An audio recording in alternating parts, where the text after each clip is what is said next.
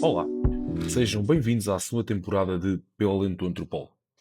E, para abrir em beleza, nesta época natalícia, temos um episódio especial em que o nosso convidado é Rui Leitão, antropólogo e encenador, com um percurso que cruza de forma profunda a antropologia e o teatro. É também cofundador e diretor artístico da Fértil Associação Cultural, onde desenvolve trabalho criativo e comunitário e onde o processo artístico nasce do contacto direto com as pessoas e os territórios. Além disso, é também docente e investigador. Aqui fica a nossa conversa com o Rui no âmbito da iniciativa Oral History Project Global Week. Esperemos que gostem e obrigado por nos ouvirem.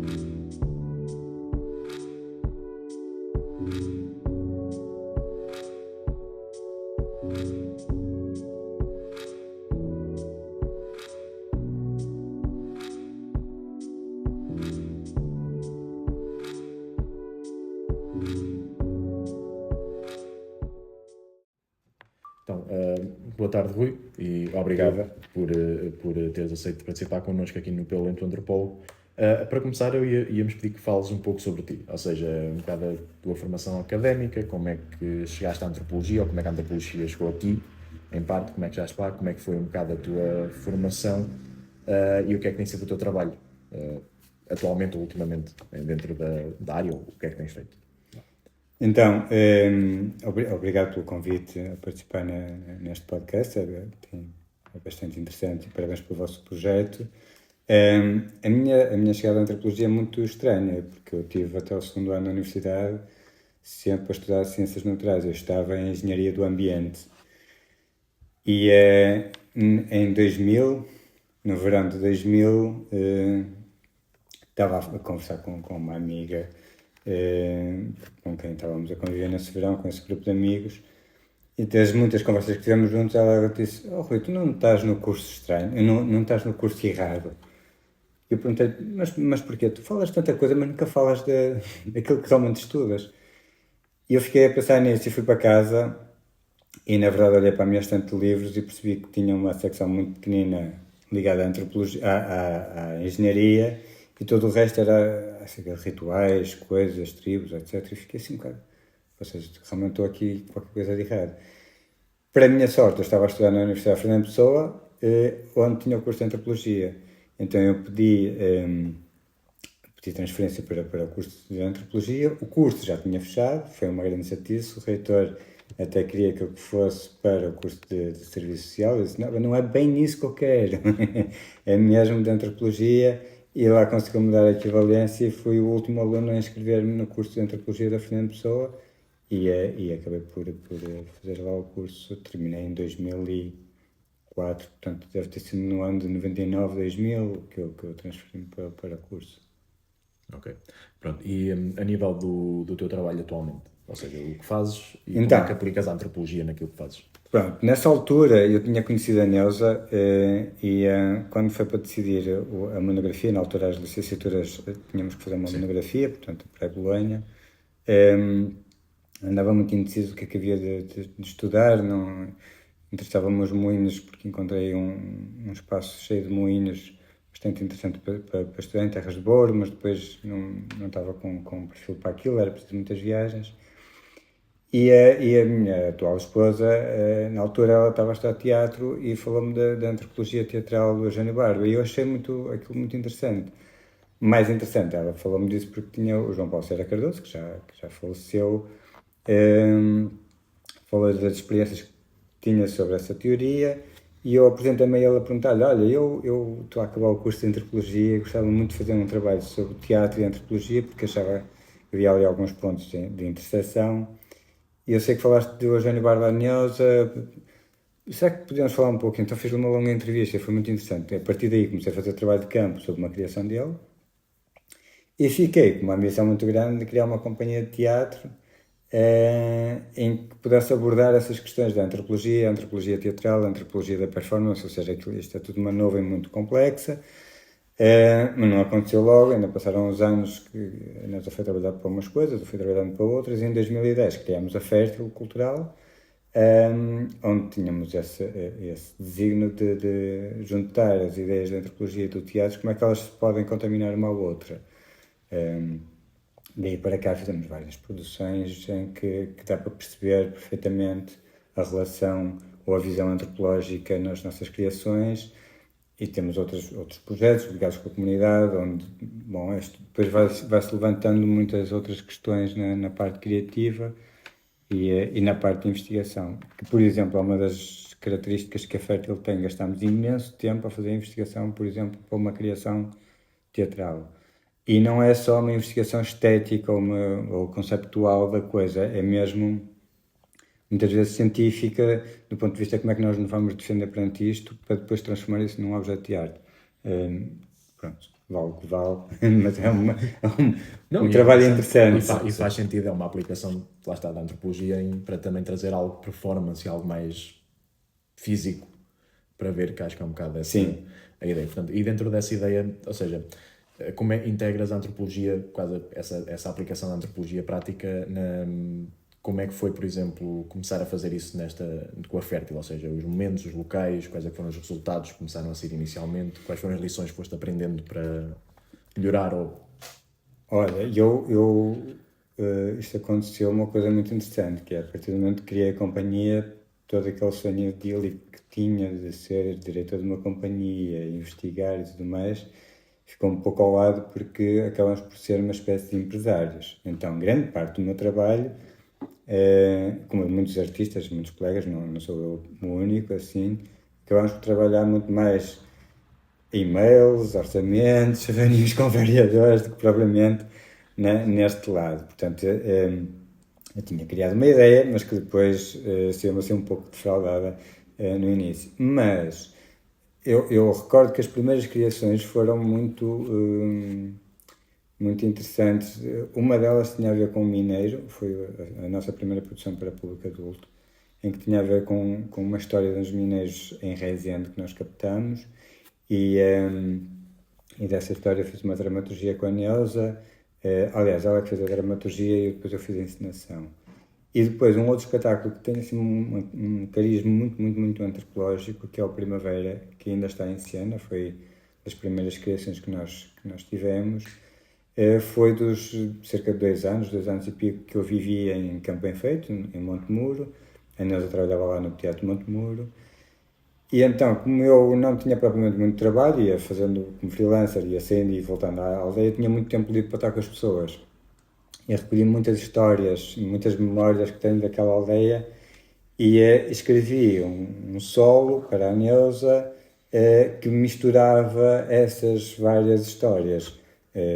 E foi muito interessante, porque várias pessoas da aldeia ou que trabalharam lá viram o espetáculo, conseguiram quase perceber onde é que estava a passar alguns dos momentos que estava a contar. Tudo, obviamente, fictício, mas acho que fixou a memória numa performance, ou num espetáculo de teatro, toda uma aldeia e toda uma convivência que acontecia nessa aldeia. Ok. E, por exemplo, a nível suponho que já tenhas feito várias investigações, vários trabalhos há alguns anos, qual é que foi, por exemplo, o trabalho de campo ou a investigação mais desafiadora que tiveste até hoje? Assim. Bom, eu fiz muito trabalho de campo quando estava na universidade, com os professores, estava envolvido lá com o Centro de Investigação, com o Centro de Estudos de Antropologia Aplicada, e fui fazendo alguns trabalhos nesse sentido. Eu acho que o mais desafiante até foi agora quando voltei a ter espaço e tempo para voltar à investigação, em que fiz um trabalho de campo no acompanhamento de um programa apoiado pela Gulbenkian, no INAC, sobre a inclusão de pessoas com deficiência no circo, através do programa Panorama. E aí foi desafiante, porque estava um pouquinho enferrujado, porque a gente, quando está a fazer investigação para uma criação própria, é feita de uma maneira muito diferente do quando tens uma responsabilidade no final de teres que apresentar um artigo sobre um resultado, um relatório, etc. Então foi desafiante, porque também me permitiu ter um espaço que eu já não me lembrava de ter, de estar só a ver o que é que os outros estão a fazer. Isso foi mesmo muito interessante. E depois foi desafiante, porque era toda uma matéria muito nova, a questão da inclusão de pessoas com deficiência. Bom, nova não era mas não era, cientificamente não era uma coisa que eu tivesse tanto conhecimento, e foi muito interessante porque me alertou para muitas outras questões que depois até me deram jeito para aplicar na minha própria companhia, nas questões da acessibilidade, nos nossos projetos. Passámos até o nosso festival que fizemos com língua gestual que não tínhamos. Estamos em tentativa de obras aqui neste espaço para podermos ter uma acessibilidade a todas as pessoas. Ou seja, isto são momentos também de aprendizagem, não é? Que acabamos por ter. Esse foi desafiante por causa disso. Foi um voltar a fazer um trabalho de campo intenso, coisa que eu já não dava de fazer. Sim. Claro. E dentro da mesma ideia, por exemplo, qual é que é, por exemplo, um momento caricato ou fora da caixa, ou assim, marcante, que te lembras do teu trabalho que ainda hoje te fica na memória? Eu acho que os primeiros trabalhos de campo, ou as primeiras experiências que a gente tem, são as mais interessantes de todas. E como disse, quando estávamos no Centro de Estudos de Antropologia Aplicada, fiz uns trabalhos com o professor Queiroga e com o professor Campelo, e andávamos em Bragança a fazer a recolha de casos de lavoura com gado ensinado. Era um objeto de trabalho. E aquilo era um outro universo para mim, porque eu nunca tinha ido a Bragança assim com tanta regularidade. Acho que tinha ido uma outra vez com os meus pais em criança, não mais que isso. Mas depois a gente espalhava as equipas de investigadores, dos alunos, e cada um tinha que encontrar pessoas que estivessem nos campos a trabalhar com gado.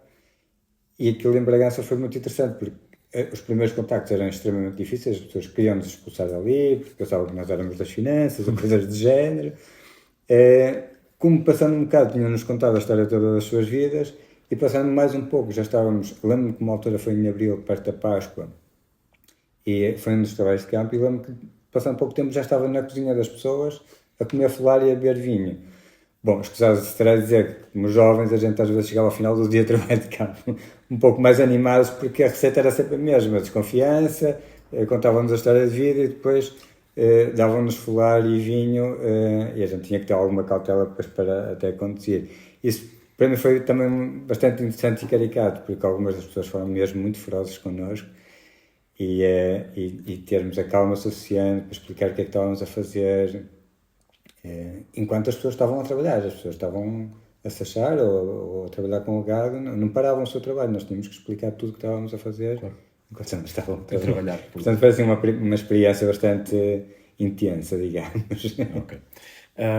E pensando assim, por exemplo, ao longo destes 20 e qualquer coisa anos que tens feito este trabalho, quais é que foram, por exemplo, os destaques que tu pessoalmente consideras da carreira ou desse percurso que consideras importantes para ti ou para a companhia, para a Fértil, seja o que for? Quais é que foram esses destaques, essas contribuições que achas que foram marcantes? Sem dúvida que enquanto estive na universidade, e esta oportunidade, porque eu passei da engenharia, de ter aulas com 100 e tal alunos num auditório para salas de aulas com 4, 5 alunos, em que nós no final das aulas podíamos tomar café com os professores e ficávamos a conversar com eles. Isto foi todo um outro universo.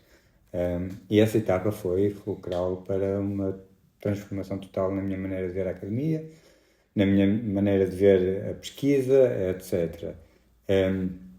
Depois disso, há aqui um espaço muito grande em que eu me encontro muito sozinho, que foi até muito recente, até 2000, e quando eu volto a decidir escrever e pesquisar de uma maneira mais intensa, que é meio cinzento, por causa daquelas questões que eu estava a dizer. Portanto, ser diretor de uma companhia não é só criar, tens que fazer produção, tens que fazer direção, tens que fazer candidaturas.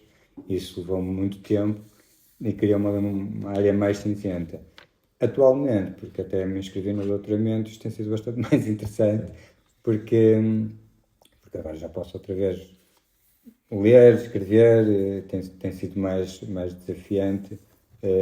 Mas eu diria que realmente a licenciatura, no tempo que a fiz, foi exatamente o tempo certo, foi bastante pertinente para o resto da minha vida. Calhou na altura certa. Calhou mesmo na altura certa, foi um momento quase de sorte, digamos. Eu acho que tive sorte nisso. Sim, isso também é preciso um bocado. Sim. Pronto, então, e um bocadinho nessa ideia que é, qual é que é a lição, ou em termos de uma reflexão pessoal, qual é que foi a grande lição que a antropologia te ensinou até hoje? Ou quais foram as grandes lições que, por causa de, como tu falaste, começaste num curso, mudaste para a antropologia, um bocado nessa altura.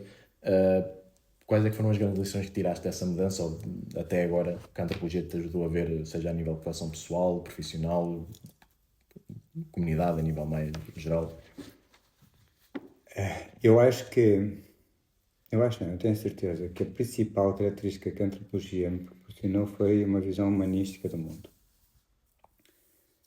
Eu devo lembrar que sou de Famalicão, nasci no Minho, famílias conservadoras, bastante religiosas, politicamente também conservadoras, quase que o clube e o partido é uma coisa que se transmite familiarmente. E estava em engenharia, onde grande parte das pessoas também tinham esse tipo de conduta. Quando me mudei para a antropologia, foi um choque muito grande para mim pessoalmente. Eu costumo dizer, então, de brincadeira, que comecei a ler os livros certos. E isso foi um impacto tão grande que eu não consigo dissociar a antropologia do ponto de vista profissional da antropologia do ponto de vista pessoal. Ou seja, para mim, eu sempre me senti antropólogo o tempo inteiro, mesmo quando não estava a fazer trabalho de campo, pesquisa ou a escrever artigos.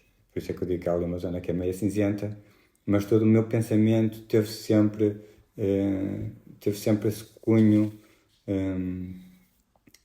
do outro, da análise do outro, como é que, da inclusão, da interseção, da interculturalidade, etc., todas essas outras questões, e como é que isso se podia aplicar a partir da arte.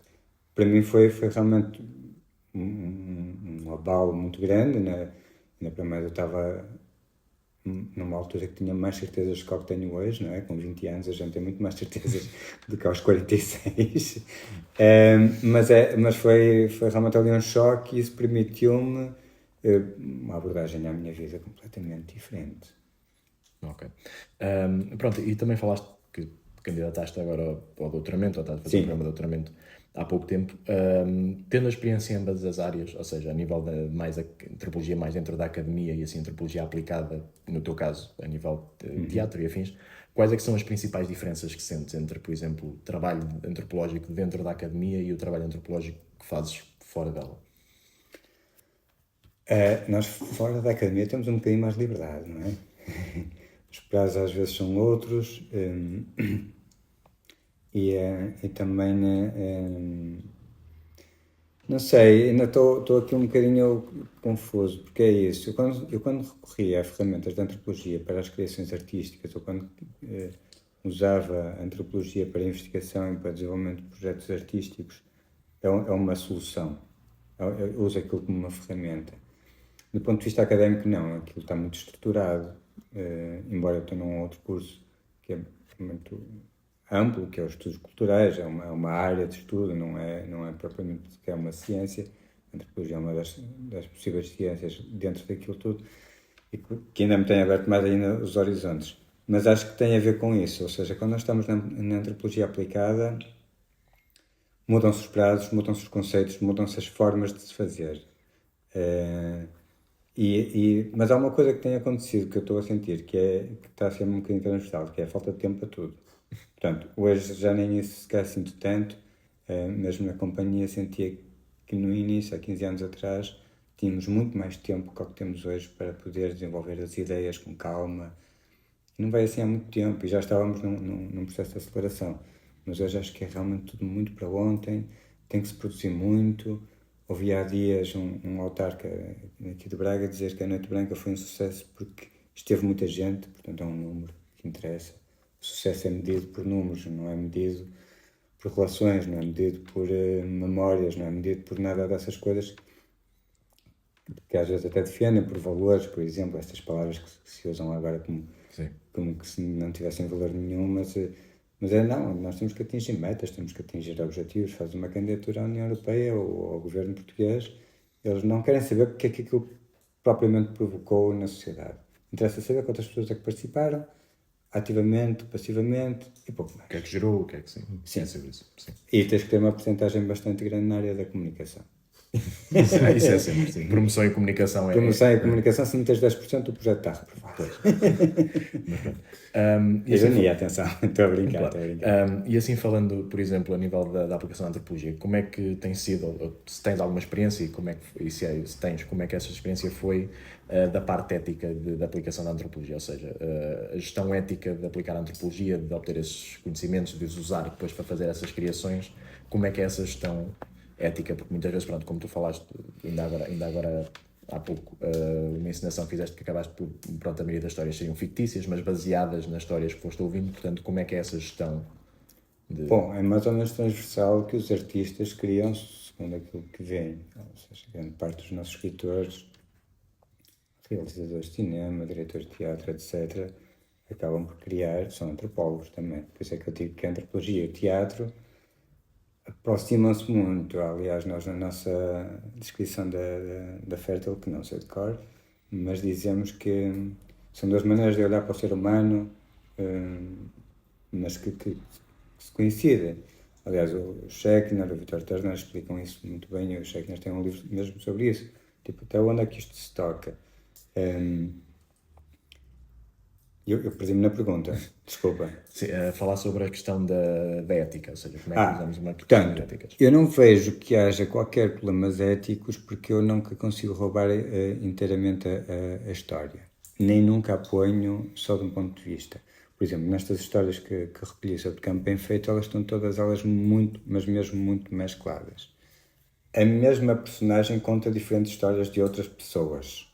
Ou seja, não é esta personagem era o fulano tal e contou-me esta história. Não. Aquilo está bastante ficcionado e não é propriamente perceptível de quem é quem.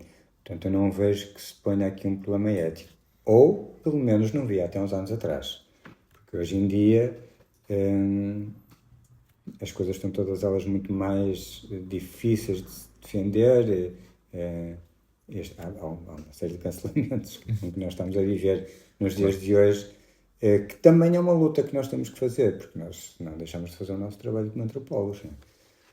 Porque não conseguimos apresentar um único resultado, porque o nosso trabalho como antropólogos é recolher histórias, interpretá-las e transformá-las num texto científico.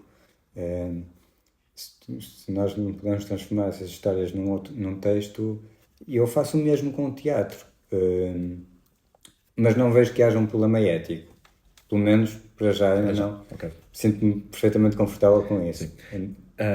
E como é que, por exemplo, se já tivesse essa experiência, suponho pessoalmente a nível de tradições, que é como é que com a antropologia ou com o trabalho antropológico se aborda, por exemplo, tens abordado ou se já abordaste temas como, por exemplo, a fé, a espiritualidade, lá está, tradições que estão muito enraizadas em algumas zonas sem... Lá está, muitas vezes sem tentar ou julgar ou interferir em certa medida, porque sempre foi uma grande crítica e nós sabemos isto durante muito tempo a nível da interferência ou de acabar por ver tradições de algumas comunidades como simplesmente objetos de estudo e transformá-los um bocado. E como é que é esse processo, ou se já tivesse essa experiência e como é que foi? Até tínhamos um programa que se chamava Não Há Tradição que Resista. Pronto, porque depois do lado da parte artística nós temos aqui uma certa permissão do desenvolvimento de outras ideias. Mas esses programas que nós tínhamos, ou seja, onde as coisas se tocam mais com as tradições e tudo mais, foram sempre programas desenvolvidos com comunidades. E aí a responsabilidade era deles, porque a nossa estratégia é sempre a mesma. Nós vamos para lá às vezes com um nome, uma ideia. Por exemplo, fizemos uma aqui na freguesia de Gondifelos que se chamava Montes de Milho, porque aqui tem muitos outeiros com milho semeado, e era Montes de Milho quando eles estão amontoados depois da malhada, ou os montes de milho, os outeiros. E queria coletar histórias acerca do ciclo do milho, e coletámos, fizemos um espetáculo. A questão é que nós só íamos com o nome, eu não tinha uma linha escrita sobre o assunto. Tudo aquilo que eu expus depois eram resultados dessa pesquisa e daquilo que as pessoas nos deram. O que é uma enorme satisfação, porque muitas vezes naquilo que são considerados projetos comunitários, ou projetos participativos, vai depender um pouco agora também das nomenclaturas que se dão, as pessoas às vezes sentem-se afastadas daquilo que é o processo criativo. E nós aqui na Fértil fazemos sempre o contrário. Aqui a direção artística serve só para entrelaçar as suas ideias. O que é muito bom porque no final as pessoas sentem pertença, sentem-se donas do espetáculo. Esta foi a minha ideia. E o outro vem, aquela foi a minha. Aquilo, eles sentem, e já assistimos isso inclusive no final do espetáculo, eles falarem com os familiares, não viste aquela minha parte, coisas assim do género. Portanto, isso sentem-se proprietárias. O trabalho direto com a comunidade ajuda também. Exatamente. Portanto, aí também, quando nós trabalhamos as tradições e tudo mais, trabalhamos com uma autorização e uma legitimidade muito grande, porque são eles que elaboram aquilo. O que nós fazemos às vezes são provocações para lhes dar um âmbito não folclórico, vamos dizer que sim, porque a Fértil é uma estrutura de criação contemporânea, se podemos dizer isso. E, portanto, trabalhamos muito nesse sentido. Ok. Pronto, e também nesse sentido do trabalho, que é quais é que foram, ou que são neste momento, os principais desafios e questões que sentes quando estás a fazer pessoalmente esse trabalho de antropologia em campo, ou esse trabalho de investigação de antropologia aplicada para as espécies teatrais? O primeiro grande entrave nos últimos 4, 5 anos é político. Nunca foi uma coisa que soasse muito bem fazer um trabalho antropológico e arte. Isto é tudo muito, quer dizer, são coisas tão subjetivas que eles acham que não valem grande coisa. Mas nos últimos 5 anos tenho sentido que realmente o interesse por fazer este tipo de trabalhos é realmente reduzido a quase nada. E o investimento vai-se reduzindo até ao ponto de que já não tenho conseguido fazer alguns dos projetos que gostaria de fazer. E quando os faço de uma forma muito rápida para cumprir estas metas. Já não tenho esse tempo de trabalhar tanto com a comunidade. Tempo de trabalhar, por exemplo, 1 ano. Tempo de trabalhar 6 meses sequer. Não, os projetos hoje estão por 3, 4 meses. 3, 4 meses a ver o grupo uma vez por semana é: olá, eu sou o Rui, cada um apresenta-se. Na segunda semana ainda estamos a tentar perceber como é que vai funcionar o grupo. Passando um mês o grupo começa a funcionar, mas já temos que começar a fazer ensaios, porque passando um outro mês já temos que apresentar aquilo a público. E essa é uma dificuldade terrível, que é falta de tempo, falta de dinheiro e falta de vontade política, porque fala-se muito da descentralização, das mediações culturais, etc. Em alguns sítios funciona muito bem, sim, em algumas estruturas também funciona muito bem, eu tenho reconhecido esse trabalho, mas depois aquilo que é no mundo rural ou no mundo mais afastado dos centros urbanos, não vejo que haja um investimento por aí além. Ok. E além desse desafio, mais algum assim que te lembres? Ou acaba a ser esse o principal? Depois temos um desafio que é: eu sinto que no pós-Covid as coisas têm vindo a melhorar, mas é ali muito próximo. Depois de Covid as pessoas tiveram uma certa relutância em juntar-se outra vez. Ou uma dificuldade, nem é uma relutância, é mais uma dificuldade. Acho que ficamos muito mais ligados aos dispositivos e muito menos ligados entre nós. E às vezes conseguir um grupo de trabalho é quase preciso bater à porta de algumas pessoas para que elas venham trabalhar connosco. Depois ficam super contentes e ficam super satisfeitas com a sua participação, mas o arranque dos projetos é um bocadinho doloroso. Mas eu acho que sempre foi um pouco assim, as pessoas são sempre um bocadinho desconfiadas: agora vou fazer teatro, ou agora vou fazer projeto de dança, música, teatro, circo, etc. Ficam assim meio na dúvida do que é que vão para ali fazer.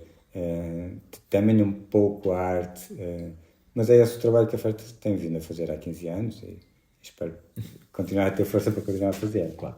E nesses 15 anos, quais é que foram, por exemplo, as experiências ou as histórias que tu achas que tenham sido notáveis para destacar a evolução, seja da companhia, seja do teu trabalho, seja, por exemplo, das próprias técnicas, ou como aplicas a área da antropologia aplicada a isto? Como é que foi essa evolução? Se houve alguns momentos, algumas experiências que te fizeram claramente ou uma mudança ou alteração nesse sentido? Nós não temos medo da alteração nem a mudança. Felizmente, tanto eu como a Neuza temos sempre uma vontade de fazer diferente. Não é diferente dos outros, não é aquela coisa do vamos ser... Não é diferente de nós próprios. Sempre partimos para uma criação, pensamos como é que vamos fazer agora isto tudo, quase sempre uma folha em branco. Eu sinto que a nossa maturidade hoje é outra. Acho que essa é que é a grande questão. As ideias já lá estavam quando criei o Primavera, em 2013, salvo erro, 12. Mas se fosse hoje eu arrancaria para o projeto com uma outra maturidade, porque ao fim de, sei lá, nós já fizemos acho que 15 criações para público, mais os espetáculos com comunidades que foram, se calhar, outros tantos. No final de 30 criações que nós já tivemos, aplicando quase sempre um mesmo sistema, a gente vai ficando cada vez melhor nisso. Não tivemos desafios enormes, claro, como toda a gente teve durante a pandemia, com esse monte de milho, que éramos para fazer um projeto com um grupo de idosos e de repente tivemos que fazer aquilo tudo em cinema e eu e a Neuza em palco. Não era suposto de todo ser aquilo, mas isso nem sequer acho que foi uma ginástica que todos tivemos que fazer, nem sequer considero que... Eu acho que o mais importante é realmente as memórias que nós temos de cada um dos projetos, seja com comunidades, seja com outros artistas, porque a Fértil vai convidando outros artistas para trabalhar e felizmente sempre mantivemos muito boa relação com toda a gente que trabalhou connosco e muito boas memórias. Acho que isso Sim, a grande alegria. É a grande importância. Tivemos a falar ainda agora um pouco sobre as questões políticas e a falta de interesse, muitas vezes a falta, e até mesmo a falta de conhecimento da área da antropologia, que acaba por também criar essas tensões, seja para a criação de arte, seja para outro. Qual é que é o papel que tu achas sempre que a antropologia, no geral, poderia ter na sociedade, se fosse realmente conhecida, aceito? O que é que poderia contribuir para mudanças ou para melhorias a nível? Eu acho que muita gente acha que a antropologia é realmente uma ferramenta muito, muito importante. Infelizmente, nós e os nossos colegas têm muito pouca aptidão para ir para a política ou muito pouco interesse. São muito poucos os casos de antropólogos, temos um no Partido Socialista, acho eu.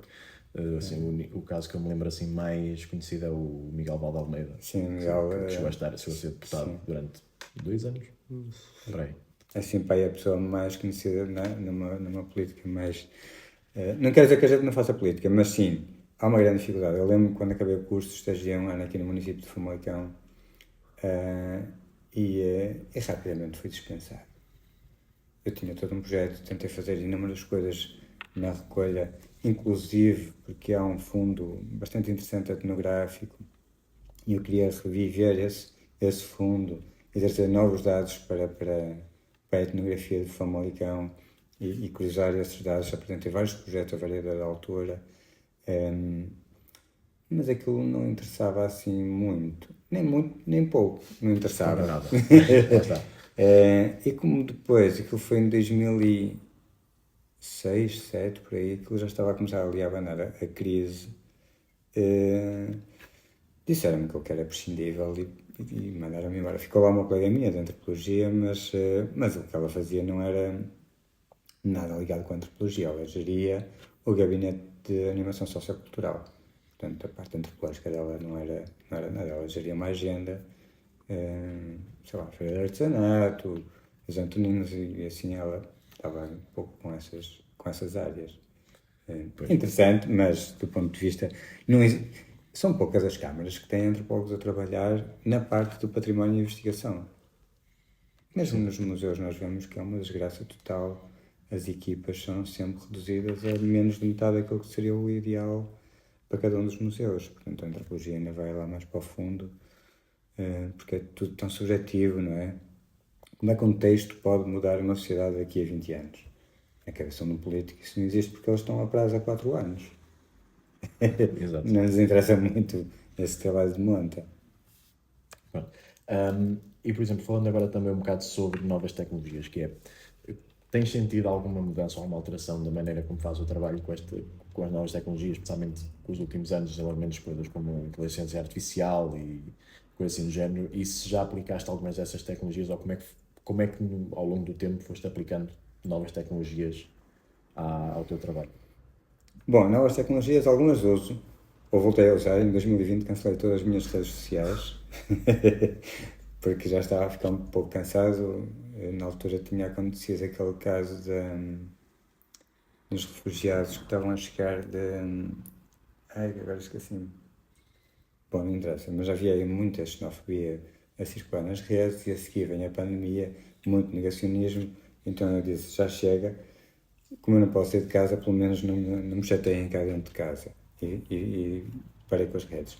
Voltei agora recentemente, quando voltei com o doutoramento, senti uma certa necessidade de me conectar, e sobretudo perceber o que anda a ser feito, quer no meio académico, quer na área que estou a estudar, que é o circo. Depois temos outras tecnologias, como a inteligência artificial, não é propriamente uma ferramenta que eu uso. Sou capaz, até porque agora fazendo uma pesquisa no Google, aquilo já vem na primeira parte, é logo uma resposta de inteligência artificial. Sou capaz de usar isso como uma pesquisa prévia para, quase como que se usava o Wikipédia desde sempre. Ok, fulano tal é este, nasceu aqui, escreveu isto, escreveu aquilo, agora vamos lá procurar mais. Mas não tenho uma... Embora seja bastante tecnológico, sempre trabalhei com computadores e sempre desenvolvi essas ferramentas, não tenho assim, não mudei muito, ainda continuo a usar um processador de texto perfeitamente normal, blocos de notas, e recentemente sim, eu uso uma aplicação de notas mais complexa um pouco, para poder gerir ainda melhor as minhas notas, mas no fundo o pensamento é o mesmo que era anterior, não mudou muito. Também já tenho uma certa idade, estou aqui na meia idade, se calhar também não tenho tanta potência como tenho, por exemplo, Sim, os mais jovens, os Pois, novos também é estudantes. debatível. Acabamos por ter sempre a questão, pessoalmente, atualmente vemos muito este crescimento da inteligência artificial e cada vez mais a ser usada, principalmente pelas gerações mais novas, a nível quase académico. Começamos a Sim. ver isso muito, e acaba por ser também sempre essa questão, como usar a ideia, lá está, como usá-las de maneira ética, qual é que é o limite entre uma Sim, isso ferramenta que tem te ajuda. sentido. Nos meus alunos na escola de circo está, tem uma- sentido que às vezes aquilo resvala e chama-nos a atenção, obviamente. Já, suponho que já tenhas tido essa situação, porque há sempre aquela situação entre, ok, é uma ferramenta que usas para te ajudar ou é algo que estás a usar para fazer o trabalho por ti, que são duas coisas diferentes. Eu cheguei a aprender, é isso, porque eu cheguei a aprender bom, agora não sei fazer isso, não me lembro como é que já se faz, mas eu cheguei a aprender como é que se calcula uma raiz quadrada. Mas é muito mais fácil usar na máquina de calcular. Claro. Ok? Mas pronto, estruturalmente eu sei como é que aquilo funciona. Eu acho que o princípio deve ser exatamente o mesmo. Eu acho que as ferramentas são todas elas importantes, a mim chateia-me profundamente é que elas sejam mal usadas eticamente e depois ainda mais afuniladas com o princípio capitalista dos donos dessas empresas. Ou seja, as empresas que nos fornecem essas informações têm interesses. Portanto, elas não nos vão dar toda a informação que existe no mundo. Elas vão-nos dar a informação que lhes interessa dar para que nós possamos promover certas e determinadas marcas ou certos e determinados conceitos. E isso a mim chateia-me um pouco, por isso é que se calhar também uso menos, talvez.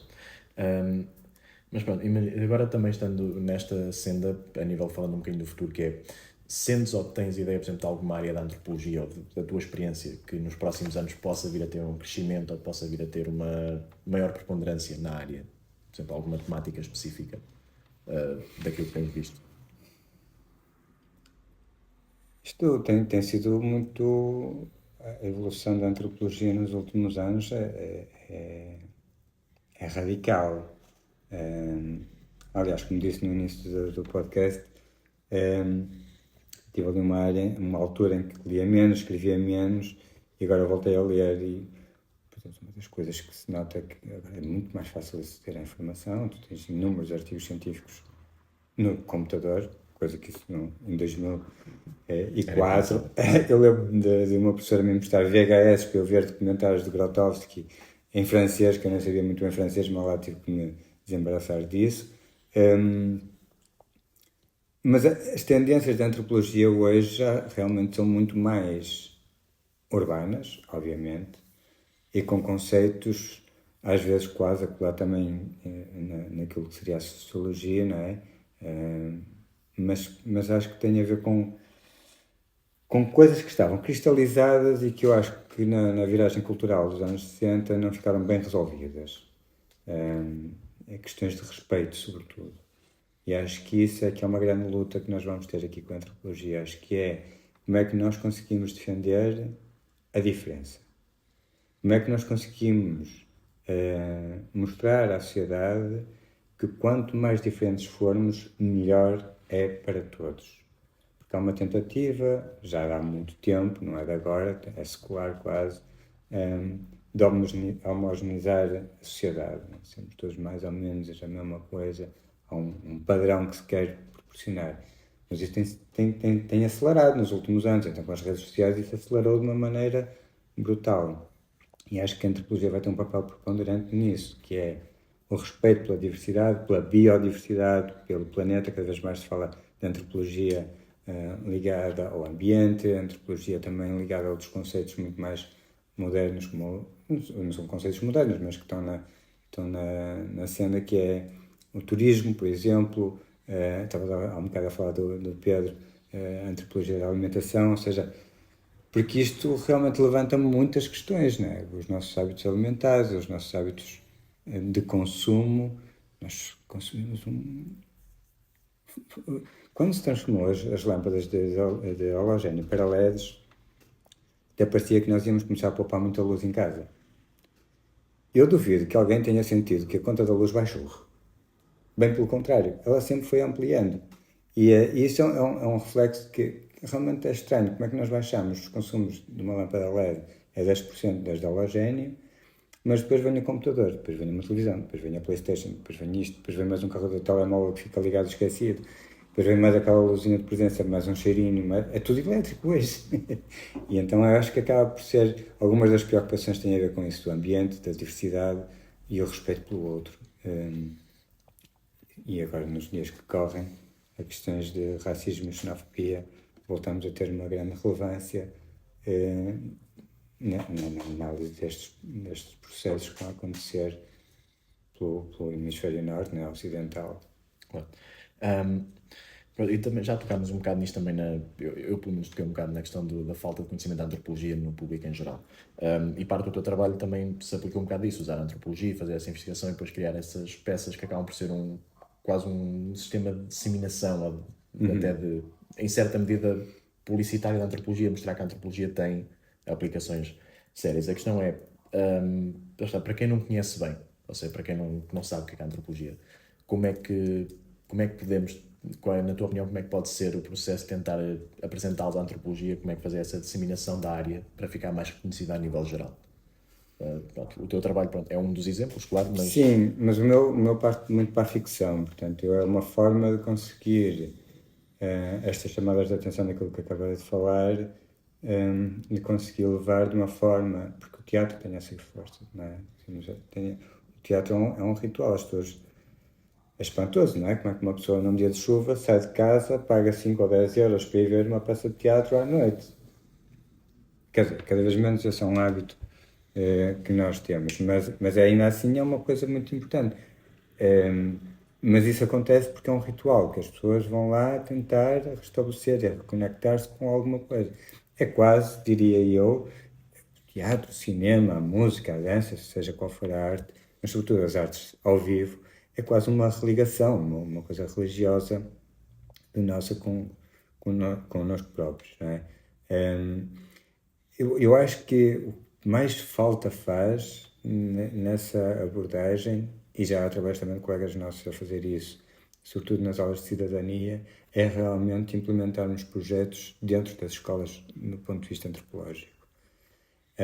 E isso, felizmente, já há algumas pessoas a querer fazer isso, muito timidamente, porque o país é pequeno, mas não é assim tão pequeno para que tenhamos só 2 ou 3 pessoas a fazer esse trabalho.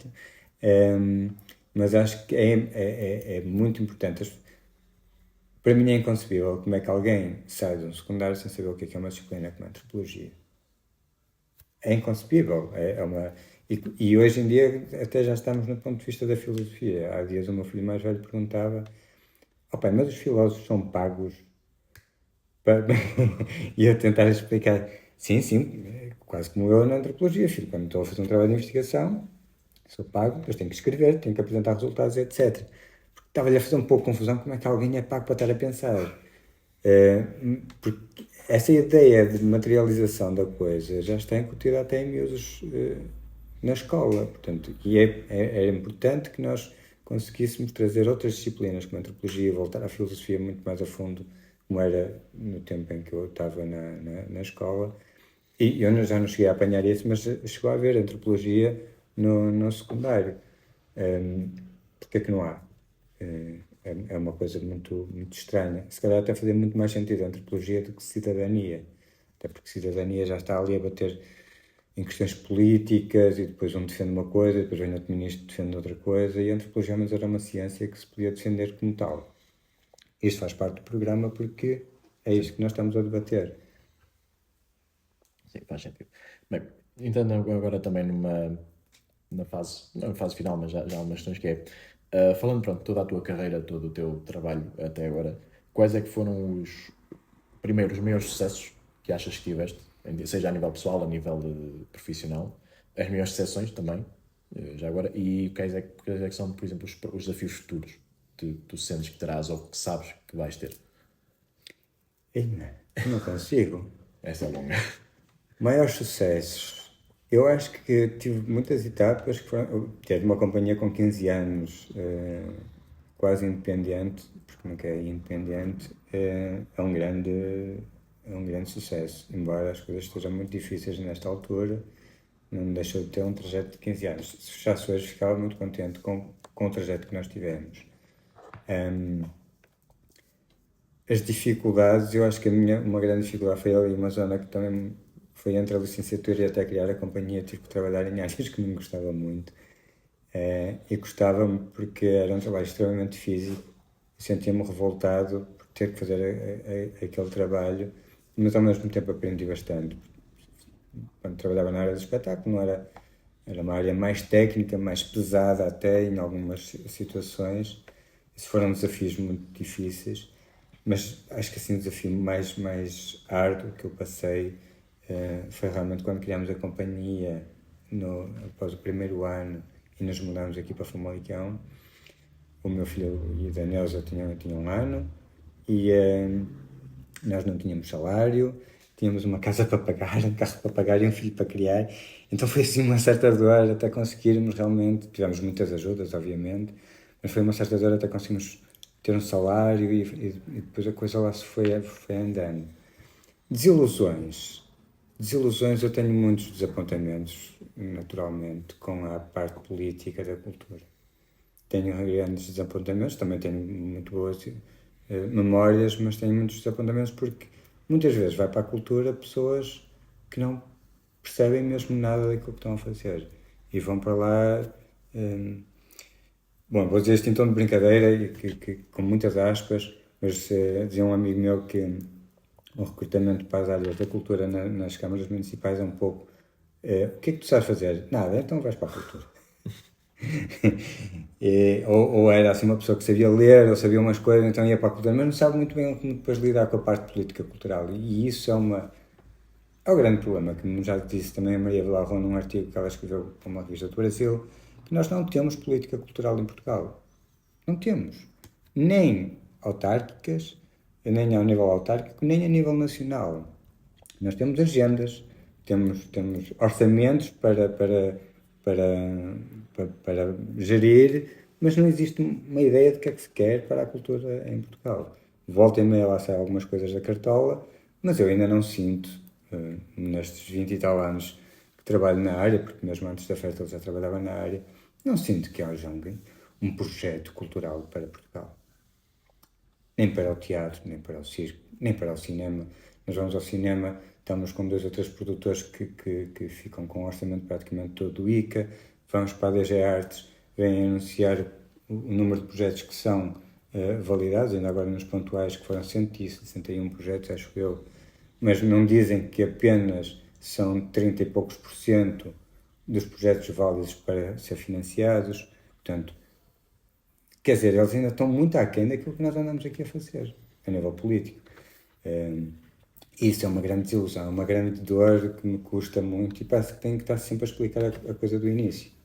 passando 4 anos vem um novo vereador, ou vem um novo ministro, ou vem um novo este, ou um novo aquele, a gente tem que estar sempre a contar a mesma história. E uma acaba por ser dificuldade. cansativo, claro. É um pouquinho.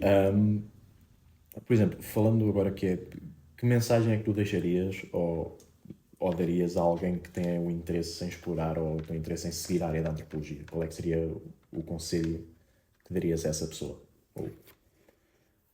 Primeiro dava-lhe os parabéns, porque realmente escolher antropologia não é, desde logo, uma tarefa fácil, por causa daquilo que já falámos. Nem sequer sabem muitas vezes o que é antropologia a sair do secundário. Portanto, se já chegou à fase de escolher esse curso, dava-lhe os parabéns. E depois dava-lhe a recomendação de que realmente não é um processo fácil, porque é muito próximo realmente daquilo que também é as artes, é quase como uma tarefa muito pouco rentável, mas que ao mesmo tempo é muito prazerosa do ponto de vista pessoal, social. Acho que para mim dá uma grande satisfação ser antropólogo. Tenho muitas dificuldades com isso, mas ao mesmo tempo acho que era essa a recomendação que daria. Ou não é bem uma recomendação. Sim, e no mesmo sentido, agora, falando qual é que seria o conselho que darias, por exemplo, ao teu mais jovem? Por exemplo, qual é que seria o maior conselho que ias dar ao Rui, que começou a estudar antropologia em 2000 e qualquer coisa? O meu maior, primeiro é essa coisa de ter menos certezas do que tinha na altura. Nós passamos ali uma fase, acho que nos 20 anos, que temos muita certeza, somos muito eruditos e muito pouco sabemos da vida, mas achamos... Então era isso, era ter mais calma, acreditar mais, ouvir mais. Acho que ouvir é muito importante, mas sobretudo acalmar, porque eu sempre fui muito, e ainda sou, não mudei muito desde então, mais lento agora, mas ainda sou muito emotivo. Eu aceito os projetos muito facilmente e depois vejo-me com dificuldade de responder a todos os projetos que me propõem. Portanto, era essa calma que, se eu tivesse sido educado nessa altura com calma, talvez hoje tivesse a minha vida mais bem gerida, melhor gerida, mas não. Mas pronto. Sim, podia haver isso. Por exemplo, se pudesses conversar com alguém da história, vivo, morto, antropólogo ou não interessa. Se pudesses falar com alguém da história, ao longo da história, quem é que escolherias e porquê? É uma lista grande.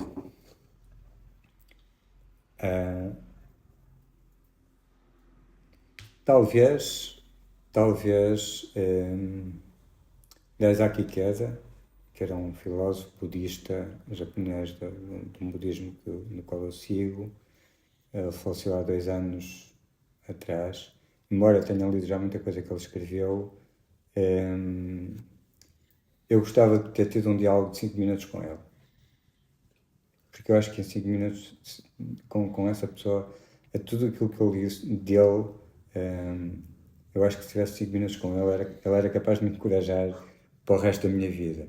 Já me encorajou pelos escritos, mas era uma pessoa de uma capacidade de relação humana como muito pouca gente tem.